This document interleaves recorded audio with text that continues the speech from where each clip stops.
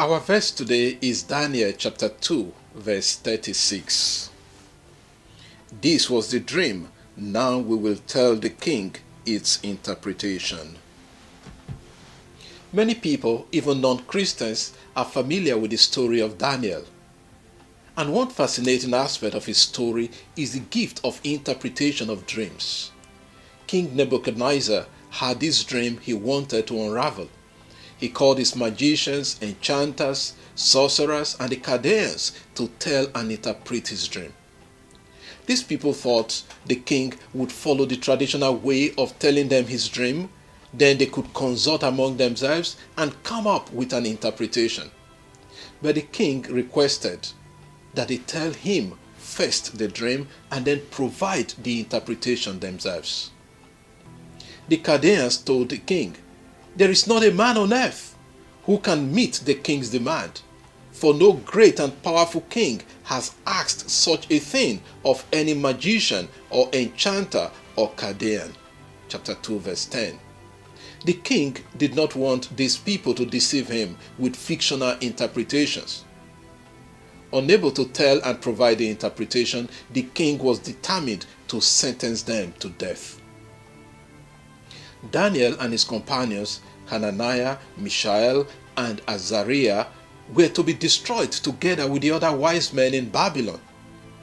So Daniel intervened, asking the king for some time for God's revelation and discernment. Daniel needed time to pray for God to first reveal the dream to him and then discern the meaning of the dream.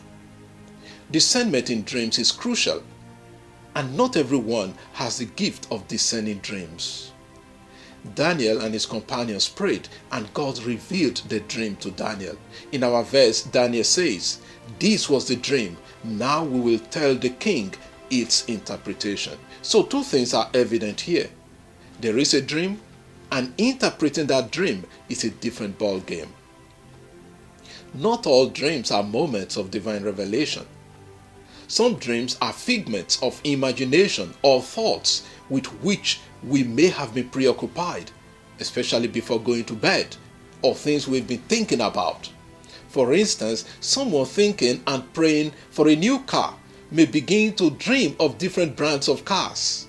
Those dreams are not reflecting the will of God. Those dreams are only reflecting what is in the subconscious of the person. They are not God showing the person that they will get a new car. But in the case of this dream of Nebuchadnezzar, the first indication that it was a revelation is that God revealed the same dream to another person, Daniel. Dreams from God demands God-given talent for interpretation. Daniel prayed, and God revealed the dream to him. The second part was to interpret, in other words, to discern the meaning of the dream. Not everyone can interpret or discern the meaning of dreams. Like Nebuchadnezzar, the Pharaoh called his magicians and sorcerers, and they could not unravel his dream. It took the gift of God in Joseph to interpret the dream of the Pharaoh, if you read Genesis chapter 41.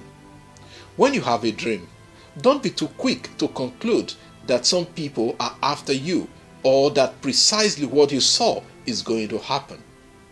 Pray about it, and if possible, ask God to show the same dream to someone else for confirmation, and then seek God's Spirit to understand and discern the meaning of the dream. Lord, when you speak to us through dreams, send your Spirit to guide us towards understanding the meaning of such dreams. Amen. God bless you. Enjoy the rest of the day.